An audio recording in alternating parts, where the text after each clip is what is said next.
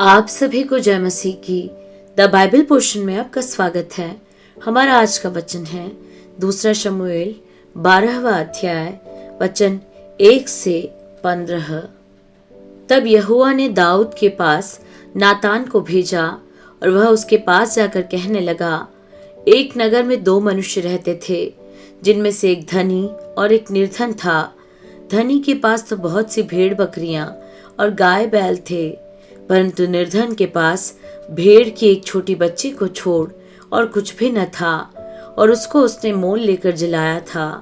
वह उसके यहाँ उसके बाल बच्चों के साथ ही बढ़ी थी।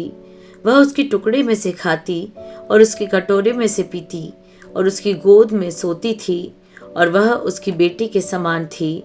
फिर धनी के पास एक यात्री आया, और उसने उस यात्री के लिए जो उसके पास आया था भोजन बनवाने को अपनी भेड़ बकरियों या गाय बैलों में से कुछ न लिया, परंतु उस निर्धन मनुष्य की भेड़ की बच्ची लेकर उस जन के लिए जो उसके पास आया था भोजन बनवाया।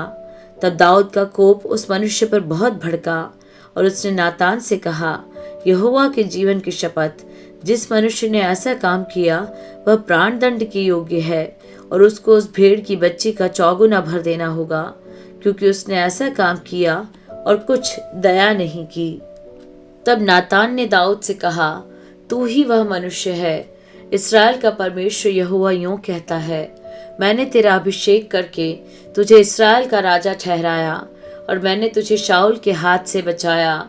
फिर मैंने तेरे स्वामी का भवन तुझे दिया, और तेरे स्वामी की पत्नियां तेरे भोग के लिए दी, और मैंने इस्राएल और यहूदा का घराना तुझे दिया था, और यदि यह थोड़ा था तो मैं तुझे और भी बहुत कुछ देने वाला था। तूने यहोवा की आज्ञा तुच्छ जानकर क्यों वह काम किया जो उसकी दृष्टि में बुरा है। हित्ती उरिय्याह को तूने तलवार से घात किया, और उसकी पत्नी को अपनी कर लिया है, और उरिय्याह को अम्मोनियों की तलवार से मरवा डाला है। इसलिए अब तलवार तेरे घर से कभी दूर न होगी, क्योंकि तूने मुझे तुच्छ जानकर हित्ती उरिय्याह की पत्नी को अपनी पत्नी कर लिया है। यहोवा यूं कहता है, सुन, मैं तेरे घर में से विपत्ति उठाकर तुझ पर डालूंगा, और तेरी पत्नियों को तेरे सामने लेकर दूसरे को दूंगा, और वह दिन दोपहरी में तेरी पत्नी उसे कुकर्म करेगा। तूने तो वह काम छिपा कर किया, पर मैं यह काम सब इस्राएलियों के सामने दिन दोपहर कराऊंगा।